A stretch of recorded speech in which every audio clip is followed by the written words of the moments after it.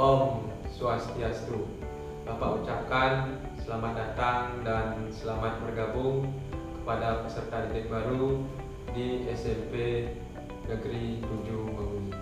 Pada kesempatan yang baik ini, izinkan Bapak memperkenalkan diri. Nama Bapak Simurah Gede Okadana. Di sini Bapak mengajar mata pelajaran PPKN di kelas 8. Nah, dalam kegiatan MPRS ini, Bapak akan menyajikan materi yang berjudul Pengembangan Sikap Demokrasi. Mungkin di antara anak-anak sudah ada yang pernah mendengar istilah demokrasi. Nah, demokrasi dalam bahasa Yunani terdiri dari dua kata, yaitu kata demos yang artinya rakyat dan kratos artinya pemerintah. Jadi, demokrasi adalah pemerintahan dari rakyat, oleh rakyat, dan untuk rakyat. Nah, demikian berkaitan dengan pengertian demokrasi. Sekarang Bapak akan lanjutkan mengenai tujuan dari demokrasi. Demokrasi itu mempunyai 4 tujuan. Yang pertama yaitu mengajarkan kepada siswa untuk lebih bersikap demokratis. Maksudnya di sini, dalam penerapan sikap demokrasi dapat dilakukan baik itu di lingkungan keluarga, sekolah, masyarakat, bangsa, dan negara. Dalam lingkungan sekolah, sikap demokrasi dapat kita terapkan dalam proses pemilihan pengurus kelas maupun pemilihan pengurus OSIS. Karena di sini semua siswa mempunyai hak suara untuk dipilih maupun memilih calon-calon pemimpin di dalam menjalankan tugasnya sebagai pemimpin organisasi. Kemudian yang kedua yaitu mengajarkan cara bertanggung jawab. Maksudnya di sini adalah yang paling utama bertanggung jawab kepada diri anak-anak sendiri dan bertanggung jawab kepada orang lain. Anak-anak sebagai siswa sudah barang tentu pasti akan diberikan tugas-tugas atau PR dalam proses belajar mengajar. Di sini diharapkan supaya anak-anak secara bertanggung jawab untuk menyelesaikan tugas-tugas tersebut, dan juga di dalam kelas ketika guru sedang mengajar menyampaikan materi, diharapkan supaya anak-anak dengan disiplin untuk mendengarkan penjelasan guru tersebut. Kemudian tujuan yang ketiga yaitu mengajarkan cara untuk saling menghargai. Maksudnya di sini adalah anak-anak diharapkan mampu menghargai ketika ada suatu perbedaan pendapat di antara anak-anak. Jangan sampai perbedaan ini memunculkan suatu konflik atau perkelahian di antar anak-anak.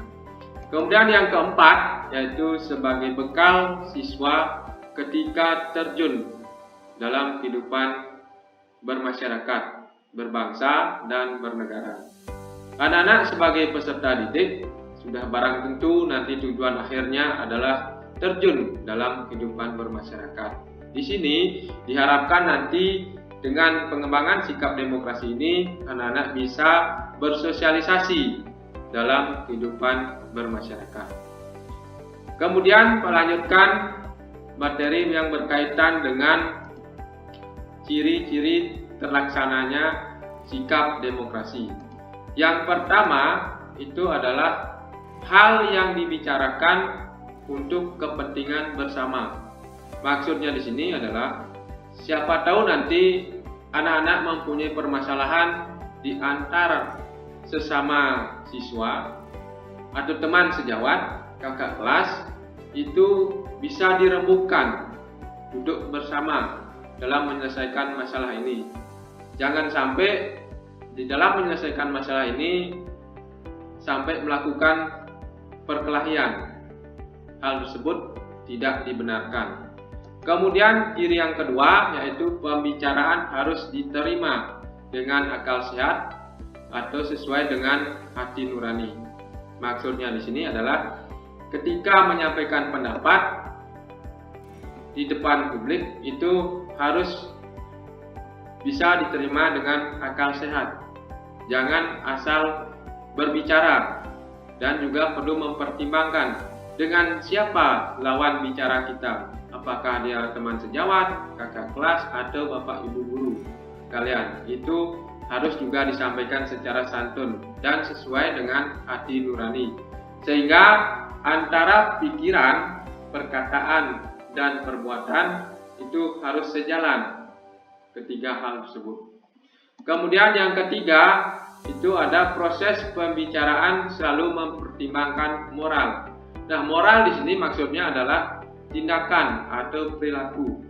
Ketika anak-anak menyampaikan pendapat itu harus disampaikan secara santun sehingga apa yang disampaikan itu bisa diterima oleh khalayak ramai. Yang keempat yaitu pendapat mudah dipahami dan masuk akal.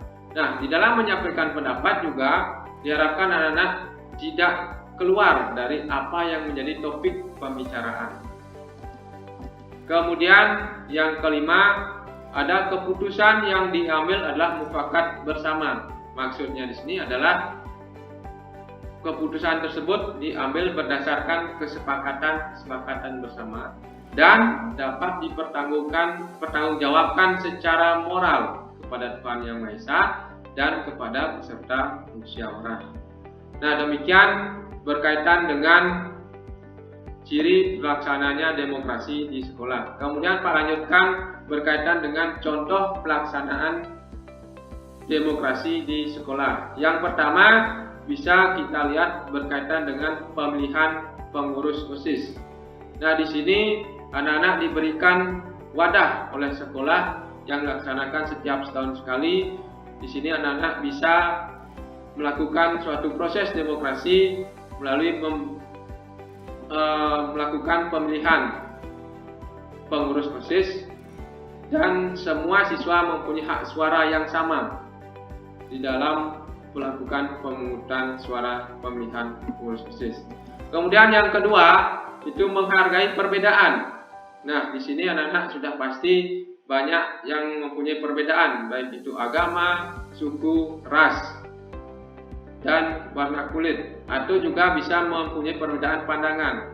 Nah, perbedaan tersebut janganlah dijadikan sebagai alat pemecah belah dan jadikanlah sebagai suatu kelebihan dari anak-anak.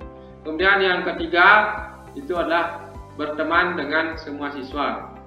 Dan Bapak berharap kepada kalian semua selalulah bersahabat dan berteman kepada teman kalian. Jangan membeda-bedakan teman, apalagi sampai melakukan perbuatan membuli teman kalian. Nah, demikian berkaitan dengan pelaksanaan pengembangan sikap demokrasi. Kemudian Pak lanjutkan berkaitan dengan kesadaran berbangsa dan bernegara. Nah, di dalam materi kesadaran berbangsa dan bernegara, di sini ada 5 nilai yang bisa kalian amalkan dalam kehidupan atau di lingkungan sekolah. Yang pertama ada cinta tanah air. Maksudnya di sini adalah kalian bisa menjaga atau melestarikan seni, adat, istiadat daerah kalian masing-masing. Kemudian kalau dikembangkan dalam kehidupan di sekolah, itu diharapkan kalian bisa menjaga sarana dan prasarana fasilitas yang ada di sekolah. Jangan sampai merusak, jagalah dengan baik. Kemudian yang kedua itu ada rela berkorban. Di sini Bapak harapkan kalian mau sedikit mengorbankan waktu bermain kalian dan gunakanlah waktu tersebut untuk selalu belajar dan belajar. Kemudian yang ketiga yaitu menempatkan persatuan dan kesatuan bangsa di atas kepentingan pribadi dan golongan. Yang keempat ada jiwa pembaharu. Nah, anak-anak di sini kan hidup di zaman milenial, kemajuan teknologi sangat pesat. Di sini diharapkan kalian bisa membuat inovasi-inovasi atau hal-hal yang baru. Kemudian yang kelima, itu tidak kenal menyerah dan putus asa. Dan Bapak harapkan kepada kalian untuk selalu semangat, tidak menyerah sebelum kalah dan tidak mengeluh sebelum berpeluh. Tetaplah semangat belajar, dan belajar, capailah cita-cita setinggi-tingginya.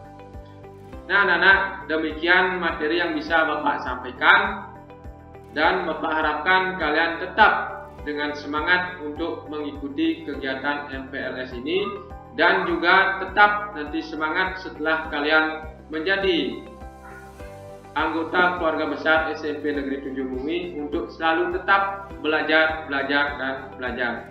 Nah, sekian materi yang bisa Bapak sampaikan. Bapak tutup dengan Pramo Santi. Om Santi, Santi, Santi, Om.